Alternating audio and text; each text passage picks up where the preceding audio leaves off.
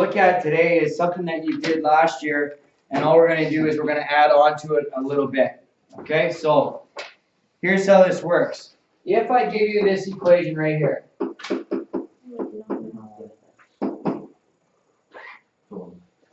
equals 12, and I say to you, okay, I want you to, first of all, I want you to graph the equation. So when you graph this equation, what are you going to see? You're going to see a line. And what about that line works with this? Well, what it says that if I take any coordinate off that line and I put it in for x and y, and I solve the left side of this, it will always equal 12. So the first thing that we need to do is we need to graph it. Now, again, last year, so we don't really remember all that well, there are 3 methods in which we use to graph. Okay? So let's look at all 3 methods. Let's graph it, and then let's add on to what this section is working with. So the first method to graph it is to change it into y equals mx plus b. That means we'll get y by itself. So to do that, I'm going to add 3x to both sides. Like that, right? Now I'm going to divide everything by 4.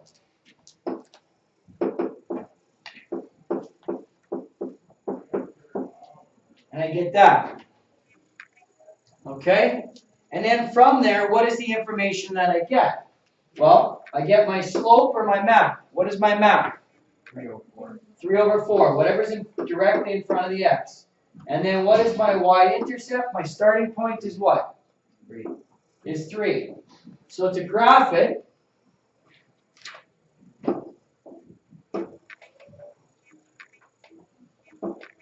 I go to 0 and 3, right there. And where does my map tell me to go?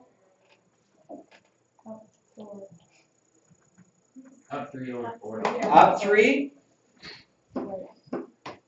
and right 4 to there. And there you have it. So now, if I take any coordinate on that graph right there, I will end up with an x and a y that when I add together with the 3 and the 4 here, the negative 3 and the 4, it's going to equal 12. That is a solution for the equation. The equation is used to solve, you're trying to find an x and a y that will satisfy that equation. So it doesn't matter which one I go with. Okay? So I'm just going to graph it on here. What was the equation? Minus 3x x plus 4y equals 12. All right, there you go. I'm just going to this up a wee bit. Okay, so looking at this right now. Okay? The next one that I'm looking at that it goes through is this guy right here. That is 2, well, that's not even a good one. That's 2 and 4.5. I don't want that one. So let's go to this guy right here. This equation here, so that coordinate right there is 4 and 6. So substitute that into this equation. So I'm going to put 4 in there, so I go negative 3 times 4 plus 4 times 6, and that should equal 12. Negative 3 times 4, negative 12, 4 times 6, 24. 24 subtract 12. So that satisfies the equation. Okay?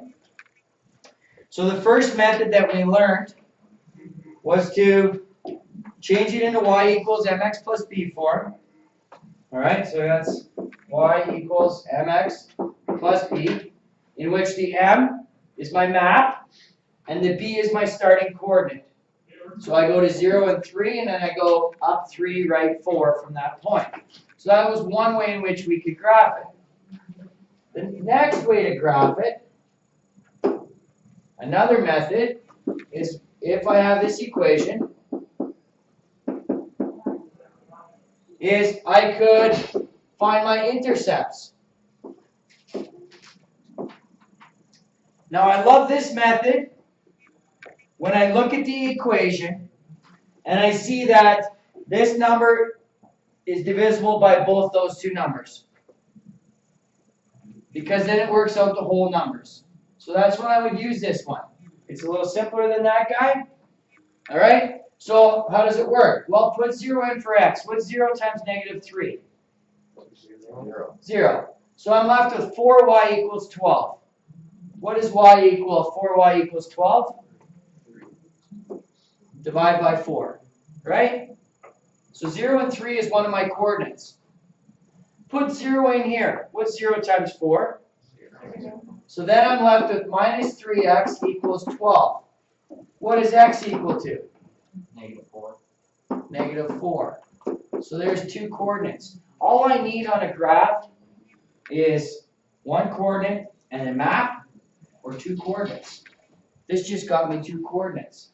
Right there, and that coordinate right there, which is minus 4 and 0. Graph the exact same line. Okay, so if I look down back on here, where does it cross the axis down here? Right there. Minus 4 and 0. Right? 0 and 3, minus 4 and 0. So that's method number 2 to graphing. Okay? And again, you're not being tested this year on knowing all three methods. You're being tested on your ability to draw it as quickly as you can and then answer the solution set after. So in this case, again, my solutions, I just can't reiterate this enough. My solutions for the equation for x and y are any coordinate along that line. That when times by negative 3 and added to 4 times the y value equals 12. That's the solution set. Now it's important you make a note of this because we're going to do some shading that's going to give you a much greater solution area. All right? So there's the second method. The third method is just to use a table of values. Put any value in for x and then solve for y. Okay? So I could put 0 in for x, I would solve, and I get 3. Right? Now I want to put in, just give me a second here, I'm going to cheat a bit. 2. Well, that would give me 6. That's 3 is 9. 4. Well, I would give you that, so let's do that. Alright, I'm going to put a 4 in there. Okay? Random to you. To me, I got a rhyme or reason. But I can put any random x value I want into the equation and solve it. So what's 4 times negative 3? Negative 12. When I add 12 to this side, what do I get? Positive 12? Yeah. 24. 24. 24 divided by 4 is 6. There's two coordinates. Well, I already marked that one off up here. Yeah. I've got 0 and 3 and 4 and 6. There's my two coordinates. Right? So these are the three methods that we learned last year on how to graph. Okay? Any questions about that? You can use either of the three, any of the three. Either, any, one of the three, whichever one you like the best. Use it. Okay? We are going to graph a lot right now, so you need to know how to do one of these three methods. All right, so back to the task in hand. So what I have just done is I've just shown you how to graph a line. But if you look in your workbook right now, that's not what the equation said. The equation said minus 3x plus 4y is less than or equal to 12. It's an inequality. So what does this do for us Now this says you're going to find an area on the graph that is going to contain the solutions that satisfy this inequality every single time. Alright? So, how does it work? It works like this. The first thing I do is I change it to an equality. And then I graph my line. So exactly what I just finished showing you. So I'm going to go y is equal to 3 over 4, x plus 4, is that right? No, plus 3. Okay, so this is exactly what I started the day with. Just in case you forgot, this is what I did right here, right? I got to here. Okay, nothing's new. Nothing's new. So let's graph it again.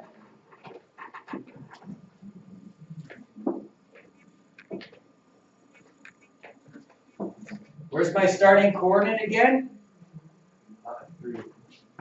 My starting coordinate? 0, 3. 0 and 3. Because of my y-intercept, right? There's my starting coordinate. And I put 0 in for x. 0 times 3/4 is? 0 plus 3 is? 3. So where does my map tell me to go? Up 3. Right 4. Right 4. So right there. Okay. Now, first thing that's brand new to you. First thing. When the inequality has an equals to part, that means that the line is part of the solution.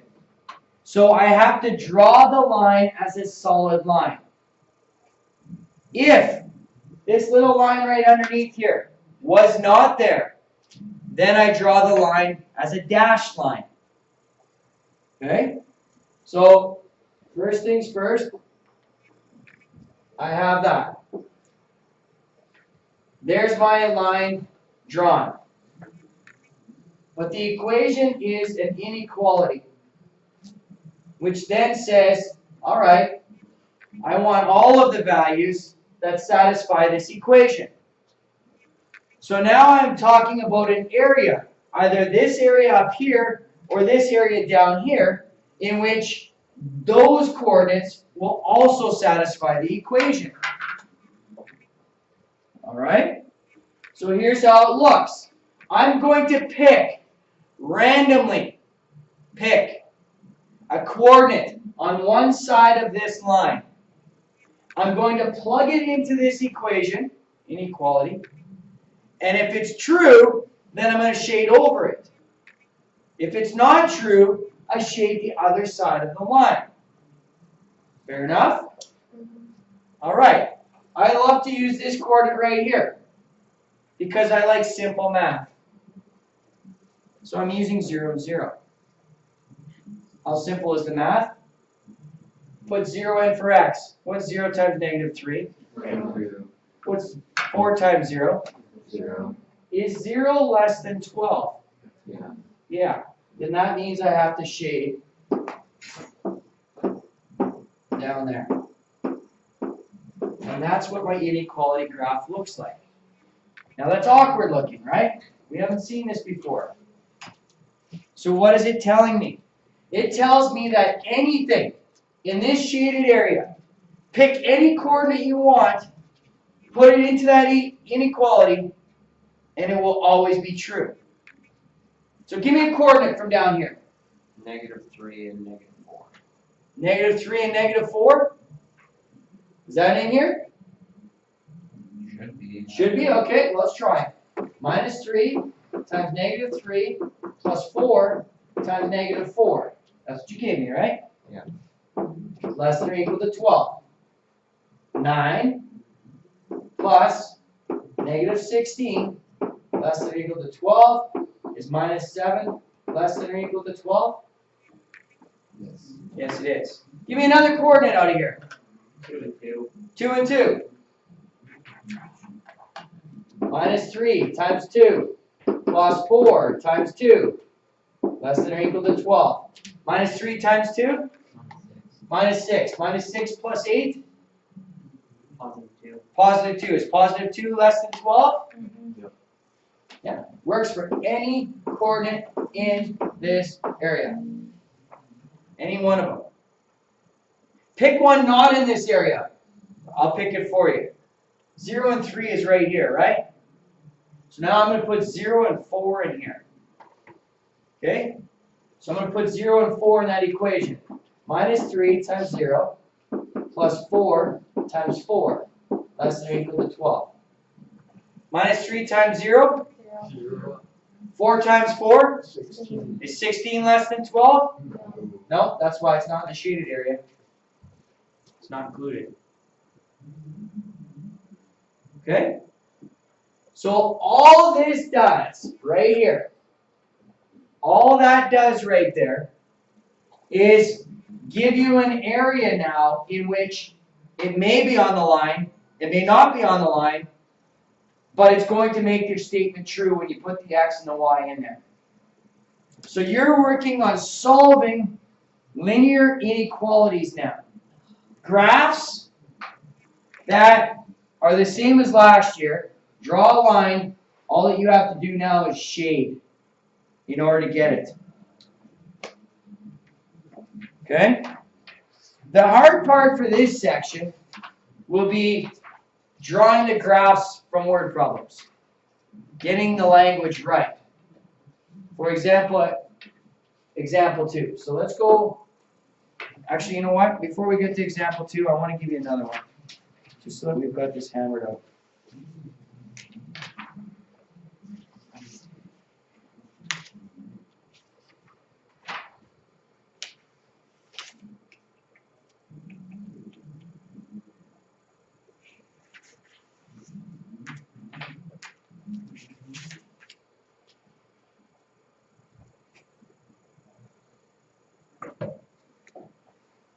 Okay, I'll give you a simpler one right now.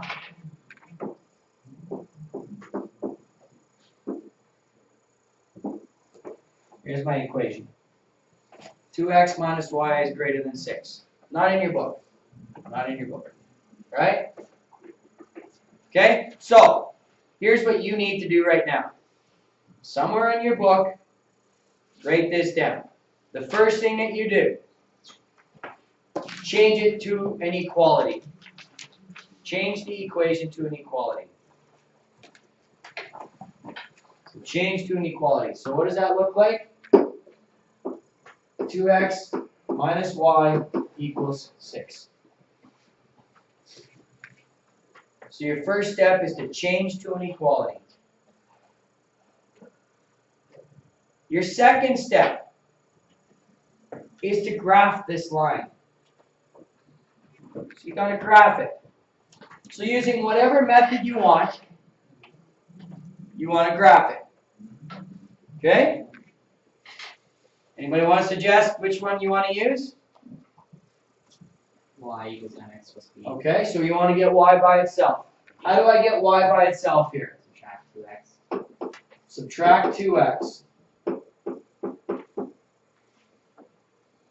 Times by negative 1. Multiply by negative 1. Write down the slope. What's my slope? 2. What is it? 2. What is it? Over 1. 2. It's a math. Right? It's a math. It has to tell me a rise and it has to tell me the run. What's my starting point? So we'll put in 0 and negative 6. I don't like this, for the record, I don't like the way I did this, but it just gives you a better look at it, okay? Alright, so my b value is the b. Not 6, it's the b. Okay, 0, negative 6. So let's do this.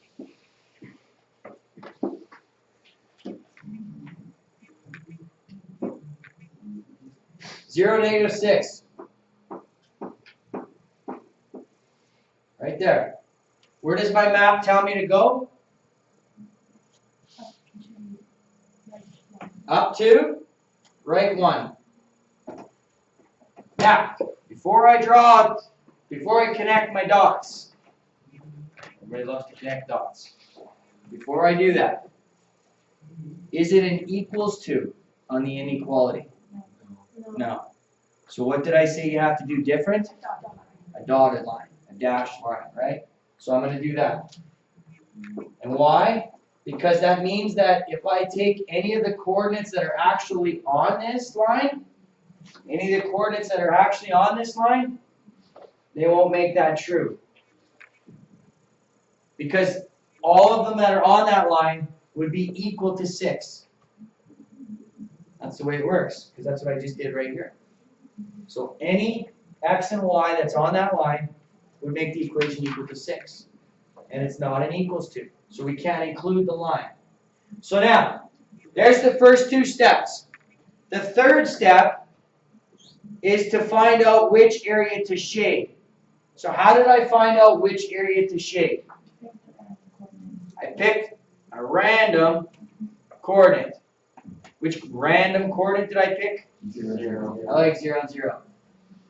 0 minus 0 is 0. Is 0 greater than 6? No. No. So that means 0 and 0 is not a part of my equation. Therefore, I shade down here. Right? Because this guy right here doesn't make that true. So I shade the other side of it. Callie, what's the problem? Why are you looking at it like you don't understand? You good? Anybody else not understand?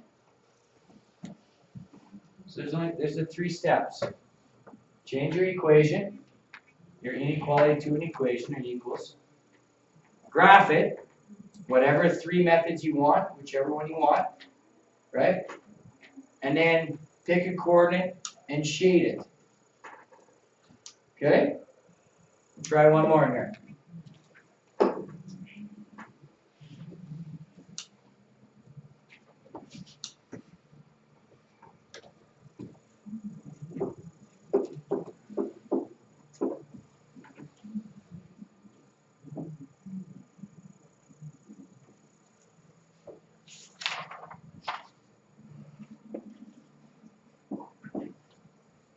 Okay.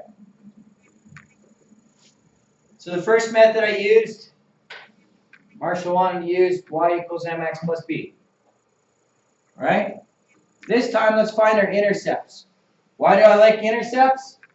Because what do I notice about these 2 coefficients? They're both divisible by 12. They both go into 12, right? So let's do that. So, first thing I'm supposed to do is what? Sorry. Make it an equality, right? Just like that. Okay? Now I want to get 2 coordinates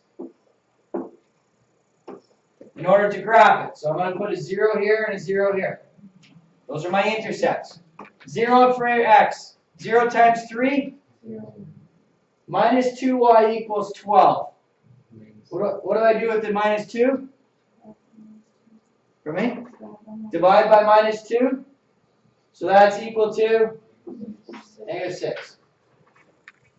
Now I'm going through this and I'm not showing you a lot of work. So if you don't understand the algebra, you need to ask. Okay? 0 times 2 is what? So that leaves me with 3x equals 12. So if 3x is equal to 12, what is x equal to? 4. So there's my 2 coordinates. Okay. So the bus driver knows where the Uncle Tom's is. They contacted him, so the Uncle Tom's restaurant right on the intersection. Yeah, so we gotta go through and out. Okay, that's fine. Yeah. Okay, Okay. I'll work it out with your mom tomorrow. Yeah, I text my mom too, so. Okay, thanks, Sam. Okay. Have fun. Okay, so now I graph my 2 coordinates. 0, negative 6. Right there. 4 and 0. Is my line a dash or is it a solid line? How come it's a dash? It's not equal to. Because there's no equal to line underneath here, right? So